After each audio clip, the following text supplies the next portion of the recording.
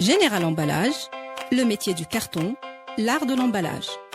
Porté par Radio M, soutenu par Général Emballage, Doing DZ, l'émission de ceux qui entreprennent.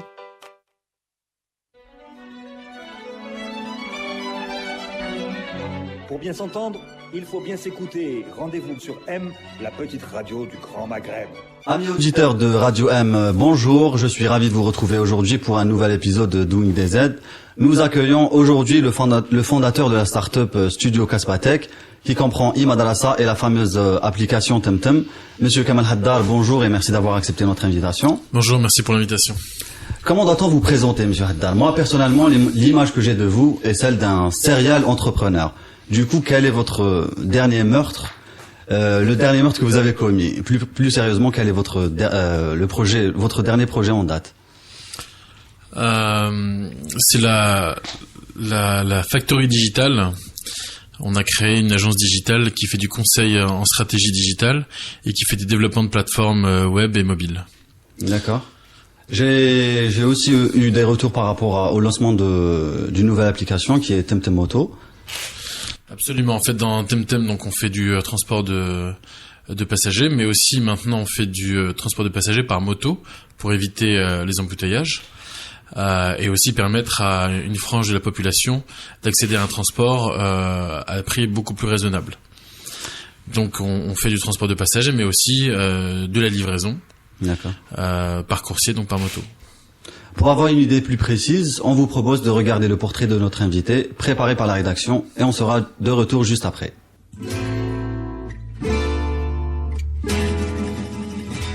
Kamal Haddar est un entrepreneur franco-algérien.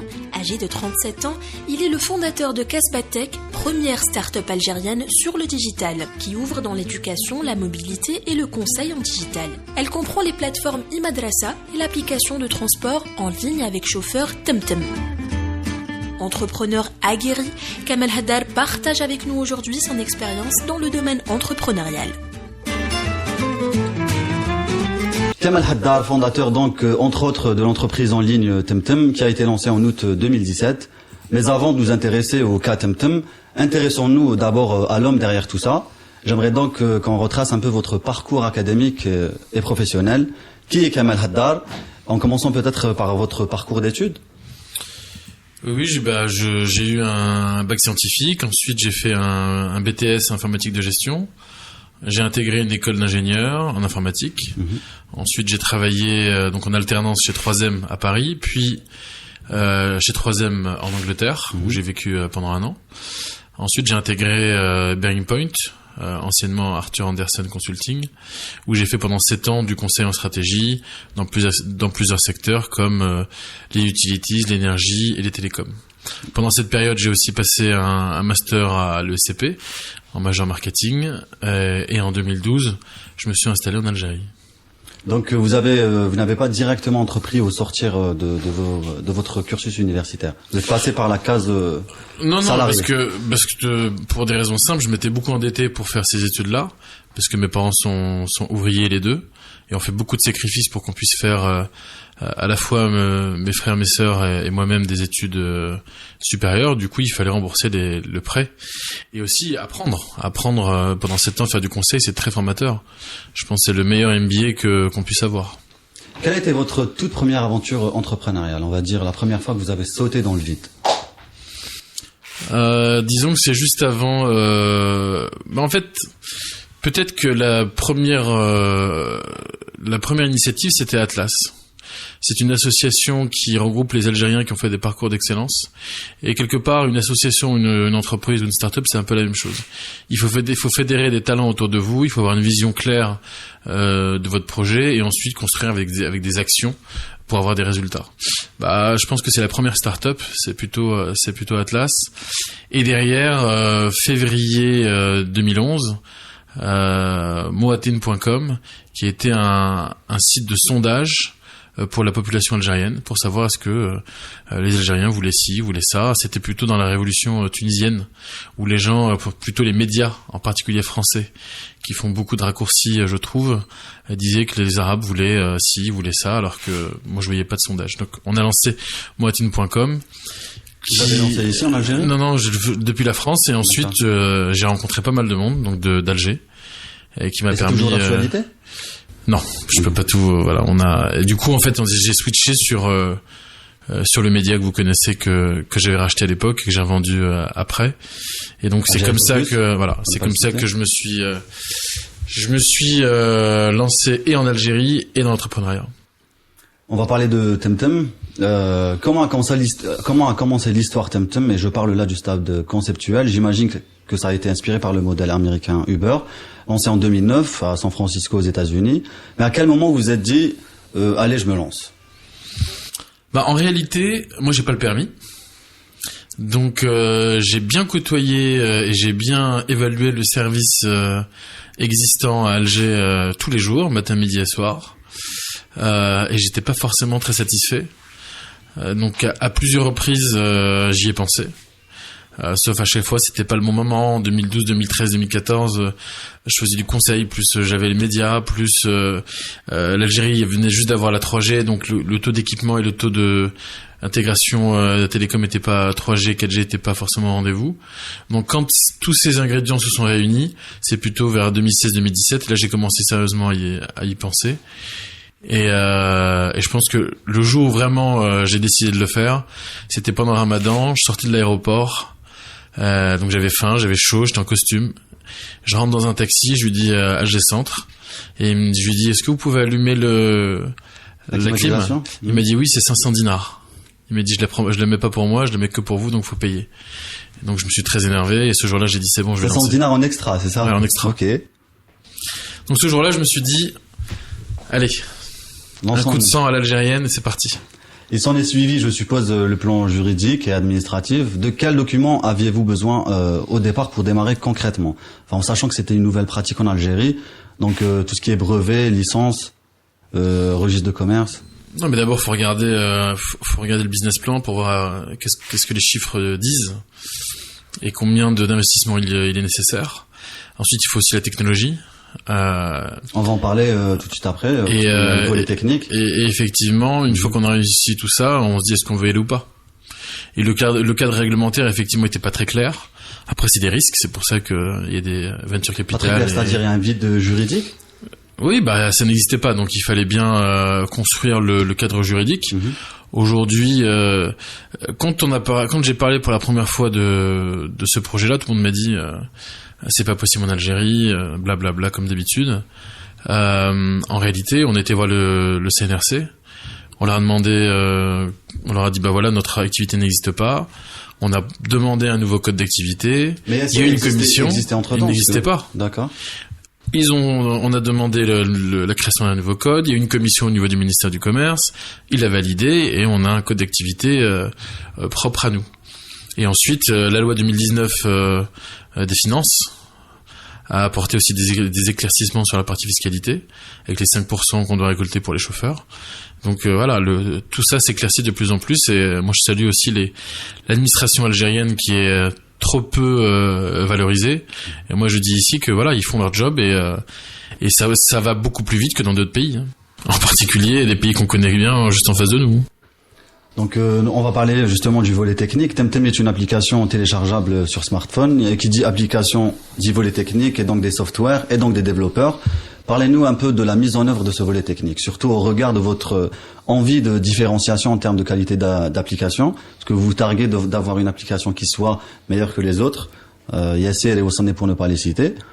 Donc du coup, parlez-nous un peu de ce volet technique. Alors moi, j'ai jamais prononcé les noms de mes concurrents. J'ai simplement dit qu'effectivement, elle est beaucoup plus. Vous êtes libre de le faire.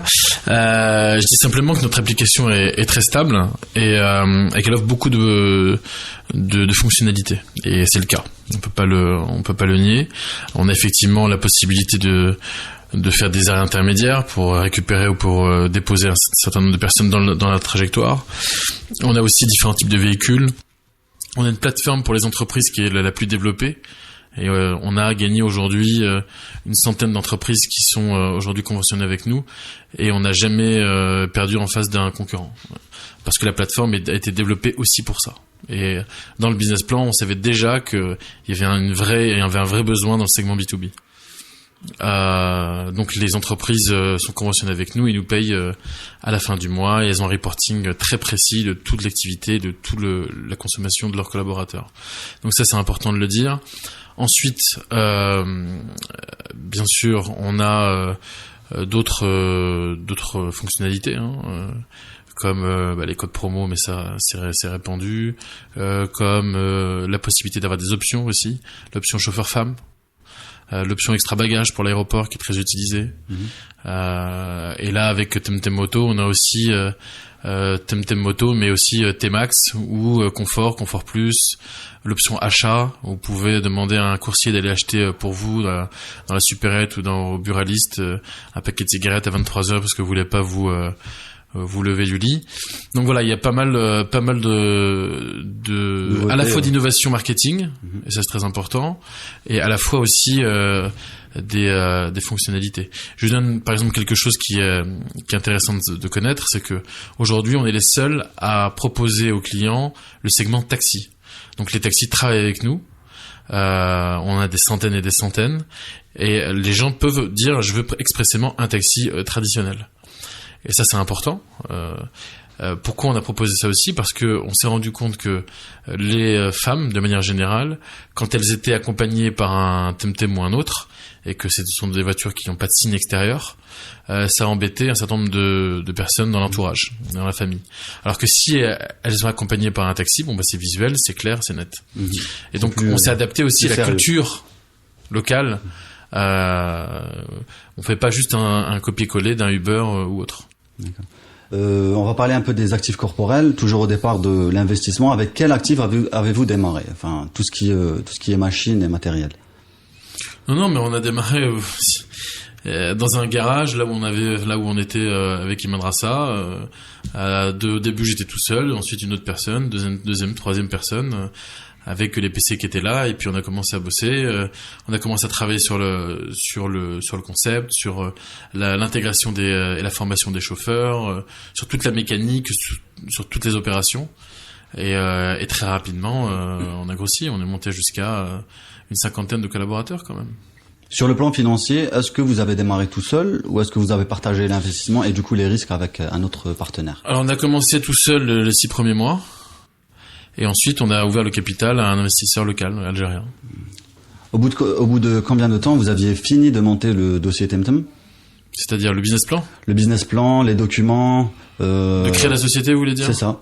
Oh non, mais ça c'est rapide, ça. Je pense que le business plan, au bout d'un mois, il était ficelé, et ensuite, au bout d'un autre mois, on était opérationnel. Question très importante, quels ont été les obstacles rencontrés lors de la mise en œuvre du projet? Si obstacle il y avait, bien sûr. Non, il n'y a pas forcément d'obstacle. Encore une fois, la vraie difficulté, c'est peut-être d'intéresser les investisseurs qui comprennent pas forcément le modèle économique de ce genre de start-up et d'application. C'est aussi les ressources humaines. Trouver un bon directeur des opérations, trouver un bon marketeur, trouver des bons développeurs. Quoi qu'on dise, et là j'ai aucun problème à le dire, c'est difficile. C'est difficile ici ou c'est difficile ici. Moi, je connais pas les autres pays. C'est spécifique à l'Algérie, Non, je dirais pas que c'est spécifique à l'Algérie. Moi, je connais l'Algérie. Je suis là j'habite ici tout le temps, 100% de mon temps ici à Alger, à El Biar, et je vous dis que depuis 7 ans que je fais de l'entrepreneuriat, c'est difficile d'avoir des ressources humaines à la fois qui sont compétentes techniquement, ça il y en a, mais aussi sur les soft skills. C'est plus compliqué. J'ai pas dit qu'il n'y en avait pas. J'ai dit que c'est difficile d'en trouver, et encore une fois, comme tout le monde en cherche, on se bat pour les avoir, et ça devient de plus en plus cher. L'application a été lancée en août 2017, nous l'avions dit tout à l'heure. Comment se porte l'entreprise Temtem 2 ans après son lancement? Retour sur investissement, part de marché? C'est plutôt 1 an d'activité. Là, on va dire fin février, on a fêté nos 1 an. Part de marché, je sais pas, parce qu'on n'a pas je peux vous dire n'importe quoi, on pourra pas vérifier, donc tout ce que je sais, c'est que on est en avance sur notre business plan. Je pense qu'on a impacté nos concurrents et nous, de manière générale, ce secteur-là et ces applications-là ont impacté positivement la société algérienne. On est implanté dans plusieurs villes d'Algérie et on a répondu à un vrai besoin de la population, à la fois pour les femmes et pour les hommes. Les femmes correspondent quand même à 50% de entre 50 et 60% de notre clientèle. Donc on a répondu à un vrai sujet, à une vraie problématique de transport, à la fois des entreprises mais aussi des individuels. Nous arrivons à la rubrique que je vais finir par appeler la rubrique philosophique. Vous allez comprendre pourquoi. Première question, est-ce qu'on est entrepreneur ou est-ce qu'on le devient? Monsieur Haddar, vous avez 3 heures. Non, moi je sais que je l'ai dans le sang, mais après je sais pas si on le devient ou si on est né avec. Je pense que tout s'apprend si on veut en fait. Il n'y a pas de je suis né comme ça, je suis pas né comme ça. Il y a des gens qui disent que vous êtes né avec la parole en public, vous êtes à l'aise en parlant en public, etc. Moi je pense que c'est faux. Je pense que ça se pratique, ça s'expérimente et je crois beaucoup au travail. Je crois pas trop au talent. Je pense que le talent c'est 5% et que le travail c'est 95%. Quelle est la qualité ultime que doit avoir un bon entrepreneur? C'est la persévérance, la résilience, c'est d'accepter votre destin tout en travaillant et continuant à croire en soi et à ses projets. L'abnégation? Abnégation totale. Le défaut à ne surtout pas avoir? Je pense qu'il faut pas avoir d'ego. Et j'en ai pas. Je suis très pragmatique. Je regarde toujours ce que je perds et ce que je gagne. Je regarde pas ni l'ego ni ce genre de choses. Et je pense qu'il faut il faut pas être il faut être travailleur. Hein. Il y a vraiment pas de secret. Hein. Si vous deviez faire une rétrospection, que feriez-vous de différent? Le cas Temtem, mais aussi concernant toute votre expérience entrepreneuriale. Enfin, si vous faites un flashback, qu'est-ce que vous feriez de différent? Je ferais pas confiance aux mêmes personnes. Confiance? Ne pas donner sa confiance aveuglément? Non, je pense qu'il faut passer du temps d'abord avec les gens pour savoir si on veut travailler avec eux. Là, j'ai une question qui est un peu personnelle. Ne pensez-vous pas que le système éducatif tel qu'il est maintenant, ici ou ailleurs, est dépourvu de formations qui vont dans le sens de l'entrepreneuriat? C'est-à-dire qu'on ne nous apprend pas à devenir entrepreneur. Moi, par exemple, j'ai fait mes études ici et en France aussi. Et au contraire, je pense que ça bride en fait les jeunes et ça les empêche de voir le tableau complet. Donc, est-ce que vous pensez que le système éducatif ne favorise pas en fait la formation de jeunes entrepreneurs et qui voient d'autres débouchés que celle du salariat, quoi? Je pense que c'est un phénomène mondial et qui est pas du tout algérien. En France, on parle pas d'entrepreneuriat. Moi, j'ai jamais entendu parler à l'école. Non, au contraire, je pense qu'en Algérie, il y a beaucoup plus d'entrepreneurs qu'ailleurs. Mais c'est pas l'école qui montre ce chemin. Et de toute façon, c'est aussi le mot start-up et tous ces écosystèmes-là, c'est quelque chose d'assez nouveau finalement en Europe et en Afrique. Donc non, après c'est aussi des vocations, c'est aussi l'envie, c'est aussi les opportunités, c'est aussi le timing. Encore une fois, en 2012, à l'Algérie de 2012, c'est pas l'Algérie de 2019. Quand je suis arrivé, j'avais mon BlackBerry, j'avais pas Internet dessus. Aujourd'hui, vous pensez qu'Internet a complètement changé? Bien sûr. La donne. Et la prochaine étape, ça va être le paiement. On va passer à un autre paiement en ligne. Même pas paiement en ligne. Moi, je dirais paiement par mobile. Je pense que ça va exploser le jour où on va autoriser le paiement mobile. Un mot peut-être pour les potentiels jeunes investisseurs algériens? Investisseurs ou entrepreneurs? Les deux. Ça se rejoint un petit peu. Enfin, pas tout le temps, mais investisseur. Entrepreneur, on va dire. Entrepreneur. Oui. Non, mais entrepreneur, je pense qu'il faut tester. Moi, je pense que les jeunes qui ont déjà une expérience professionnelle, qui s'approchent de la trentaine ou qui viennent dépasser la trentaine, je pense qu'ils ont déjà beaucoup plus de chances de réussir parce qu'ils ont un peu d'expérience, ils connaissent le monde de l'entreprise. Je pense qu'il faut tester et si ça marche pas, c'est pas grave, faut recommencer ou faut revenir dans le salariat et reprendre plus tard. Il y a pas d'échec, il y a que des expériences. Vous pensez aussi que l'échec est un diplôme? Bien sûr, je pense que c'est le meilleur diplôme. Mais moi, j'ai jamais dit que j'avais échoué dans quelque chose, j'ai juste appris. L'échec, c'est quand on n'arrive pas au résultat plusieurs fois d'affilée en ne changeant pas son comportement ou ses actions. Répéter les mêmes erreurs. Absolument. Nous arrivons à la fin de l'émission. Vous allez rentrer en temtem? Je vais rentrer en temtem moto parce qu'on est à Alger Centre et que j'ai d'autres rendez-vous et il faut aller vite. Kamal Haddar, merci de nous avoir accordé de votre temps et d'avoir partagé avec nous votre expérience. Quant à vous, chers auditeurs et auditrices de Radio M, je vous dis à la semaine prochaine. D'ici là, retrouvez-nous sur les réseaux sociaux qui seront en description de ce podcast et sur notre site radio-m.net. Prenez soin de vous et à la semaine prochaine. Général Emballage, le métier du carton, l'art de l'emballage. Porté par Radio M, soutenu par Général Emballage, Doing DZ, l'émission de ceux qui entreprennent.